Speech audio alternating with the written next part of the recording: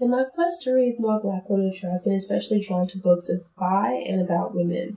Prior to, I hadn't explored gender studies. In the past, I would have considered myself a feminist due to my belief in gender equality.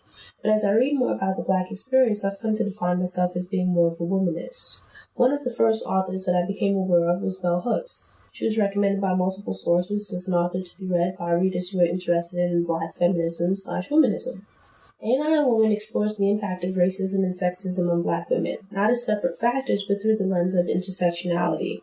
The book explores the history of how sexism operates both independently of and simultaneously with racism to oppress us, Black women.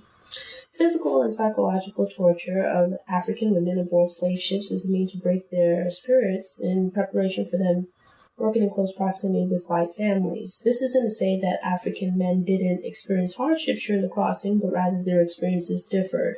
One point that really stood out to me was dispelling the idea that Black men being stripped of their patriarchal status by white men during slavery resulted in the disruption of the Black family structure. End quote. To suggest that Black men were dehumanized, quote, to suggest that Black men were dehumanized solely as a result of not being able to be patriarchs implies that the subjugation of Black women was essential to the Black man's development of a positive self-concept, an idea that only served to support a sexist social order, end quote.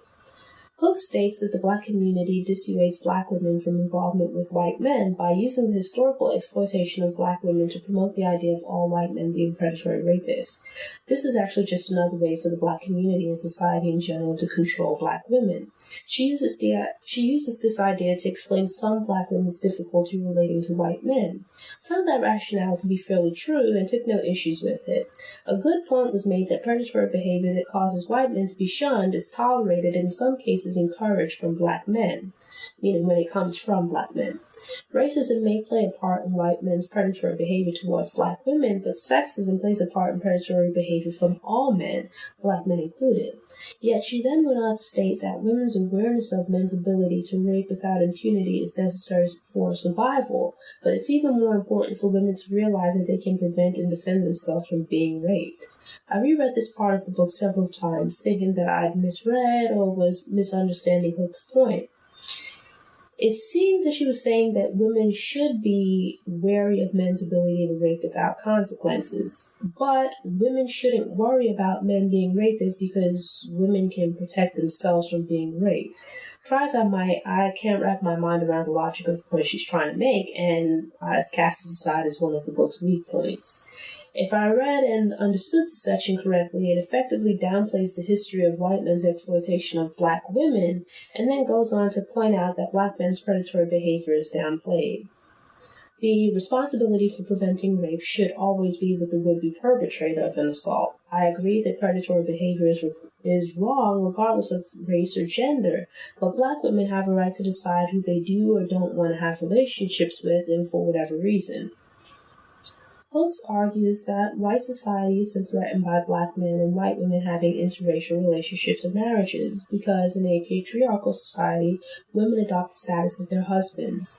White men and Black women don't marry at similar rates as Black men and white women because historical stereotypes have led to white men viewing Black women as undesirable wives. There might be some truth to this, but Hooks also spends a good amount of time discussing how and why Black women view white men as being undesirable for intimate relationships. It's more likely that both sides just aren't that into each other for several reasons. Hooks mentions Black male and white female relationships, but doesn't delve nearly as deeply into why they seem so interested in each other while Black females and white males seem wary of each other. Now, this section should be taken with a grain of salt, as much of the content is arguably opinion masquerading as fact. I didn't really get the point of what was to be gained by trying to convince Black women and white men to take an interest in each other. If these types of relationships are going to happen, they should develop naturally without either side being guilted into taking an interest in the other. Something that I found interesting was Hook stating that white women represent a powerless group when not allied with white men. As a result, them marrying Black men is no great threat. This is actually pretty sexist, as white women have less power than white men due to their gender, but equal or greater power than other groups due to their race. Brooks argues that interracial marriage between black women and white men is frowned upon because it would upset the white power structure. Yet white women are white, but their gender has prevented them from upsetting white male power. How would black women marrying white men accomplish this? Black women might bypass some limitations of their race by marrying white men, but would still be limited by their gender. In addition, if it's sexist for black men to become involved with white women as a means of getting revenge on white men, wouldn't it also be sexist, racist, and all kinds of hypocritical for black women and white men to become involved for the same reasons?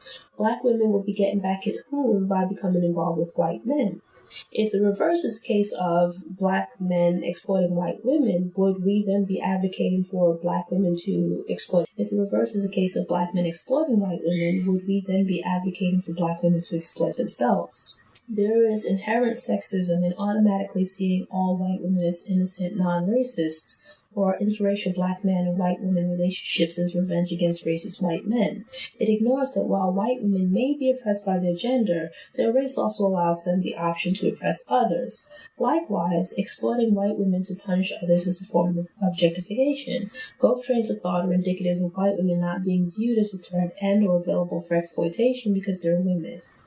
Hooks' logic is flawed, and her ideas contradict when it comes to how things should be moving forward. But Ain't I a Woman is at its strongest when discussing the history of the various facets of black women's experience with intersectional racism and sexism. I also applaud Hooks for her attempts to do more than just restate societal problems. Ain't I a Woman does a good job of exploring the fallacy of the black community being a matriarchy. Hooks delves deeply into how patriarchy existed in historical Africa and slave society and still persists in present-day America. This false concept of black women's superhuman abilities downplays the social and economic oppression we face, and also portrays us as having a power within the black community and mainstream society that we really don't. Media has moved away from the chivalrous male hero to celebrating men who exploit and brutalize women. Hence, the pimp has been elevated to the status of hero, while the upstanding man who respects women is viewed as a simp.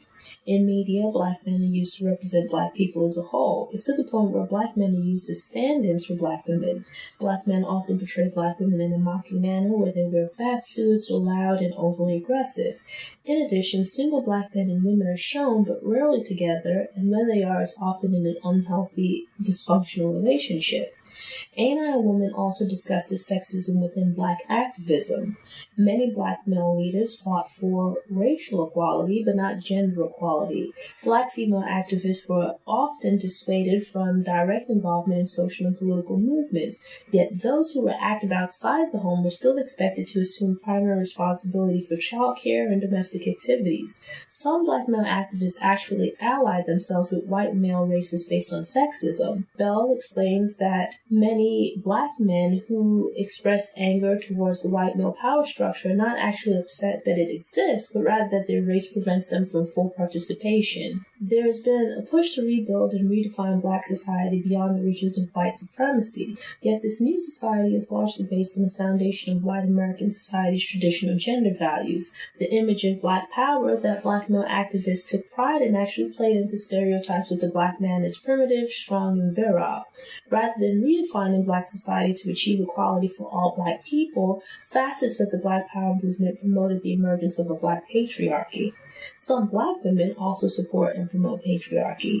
They're outraged by black men's inability to earn wages on par with white men, having to work outside the home, and other facets of black men's unwillingness or inability to fulfill the stereotypical male role of provider and protector. Hooks points out how racism and sexism misrepresented the necessary independence of black women as an attack on the masculinity of black men. It delves into showing responsibility for black male under and unemployment onto black women, absolving white supremacy of responsibility responsibility and allowing white racists to bond with black men through sexism. This resulted in black men being socialized to view black women as threats to their masculinity. Ain't I a Woman contains some good points, but also seems to talk in circles. It pushed the idea that black women should be able to decide who they want to be and whom they want to be with, as long as that choice doesn't exclude anyone. Understand and fight against both sexism and racism, but the fight for gender equality should be in partnership with white feminists, even if they aren't willing to join or at least acknowledge your fight against racism. Be open to relationships and friendships with white men, even if they have a history of sexist and racist oppression and aren't presently joining your fight against either. You might enjoy Ain't I a Woman if you're interested in gender studies, but especially black feminism and womanism. It shares some similarities with At the Dark End of the Street, but takes a different perspective on charting the journey of equality for black women. Thanks again for tuning in, and I hope you return to future episodes. For more information about Noire Histoir, visit the Noire Histoir website. There you'll find text, video, and audio for each episode all in one place. Subscribe to the Noire Histoir newsletter to get fresh content delivered straight to your email inbox. You can also subscribe to the Noire Histoir YouTube channel for videos. I also occasionally post videos on Facebook. If you're enjoying the content but would prefer to listen to audio, you can subscribe to the Noire Histoir podcast via iTunes, Stitcher, Google Play, and SoundCloud. If you subscribe, please also take a few minutes to rate and review the show in iTunes. Follow Noire Histoir on Facebook, Twitter, Instagram, Pinterest, Tumblr, and Google+. Enjoy the rest of your day.